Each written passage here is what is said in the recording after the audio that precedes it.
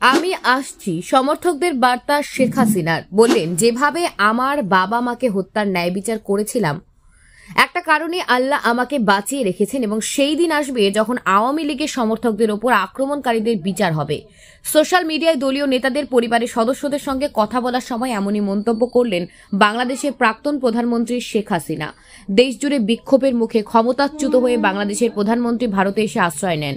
ওই আলোচনার সময় বাংলাদেশের অন্তর্বর্তী সরকারের মুখ্য উপদেষ্টা মোহাম্মদ ইউনুসকে নিশানা করেন হাসিনা। ক্যামেরা অফ করে তিনি বলেন, উনি মোহাম্মদ ইউনুস এমন একজন মানুষ যিনি কখনো মানুষকে ভালোবাসেননি, চড়া সুদে টাকা ধার দিতেন আর সেই টাকায় বিদেশে বিলাসবহুল জীবনযাপনের জন্য ব্যবহার করেছেন। তখন আমরা ওকে চিনতে পারিনি, তাই ওকে প্রচুর সাহায্য করেছিলাম, কিন্তু মানুষের কোনো উপকার হয়নি। উনি নিজের ভালো করেছেন। এরপর ক্ষমতার প্রতি লালসা তৈরি হয়, যেটা এখন বাংলাদেশকে জ্বালাচ্ছে। বাংলাদেশকে একসময় উন্নয়নের মডেল হিসেবে দেখা হতো বলে মন্তব্য করেন তিনি, কিন্তু তার মতে এখন তা জঙ্গিদের দেশে পরিণত হয়েছে। তার কথায় আমাদের নেতা কর্মীদের এমনভাবে খুন করা হচ্ছে যা বর্ণনা করা যাবে না। আওয়ামী লীগ, পুলিশ, সাংবাদিক, শিল্পী প্রত্যেককে টার্গেট করা হচ্ছে। ধর্ষণ, খুন, ডাকাতি কিছু রিপোর্ট করা যাচ্ছে না।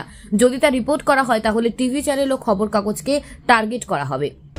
শস্ত্র নিয়ে আক্রমণ করা হলো আমাদের আওয়ামী লীগের নেতাকর্মী, পুলিশ বাহিনী, আনসার, মুক্তিযোদ্ধা, এমনকি সাংবাদিক, সাংস্কৃতিক কর্মী। একটা বিভৎস পরিস্থিতির সৃষ্টি করলো। তার এখন আমি যখন আছি এত সময় লাগবে না। আর আমার একটা বিশ্বাস আছে যে আল্লাহ বাঁচায় রেখেছে। এই জন্যই এই যে অন্যায়গুলি যারা করছে তাদের প্রত্যেকের একেবারে নাম ধরে ধরে চেহারা দেখে দেখে এদের শাস্তি দেওয়া হবে। এই বাংলাদেশে কোনো সন্ত্রাসের ঠাঁই হবে না। তাদেরকে বিতাড়িত করে দেশের মানুষের জীবনের শান্তি এটা আমরা নিয়ে আসবো।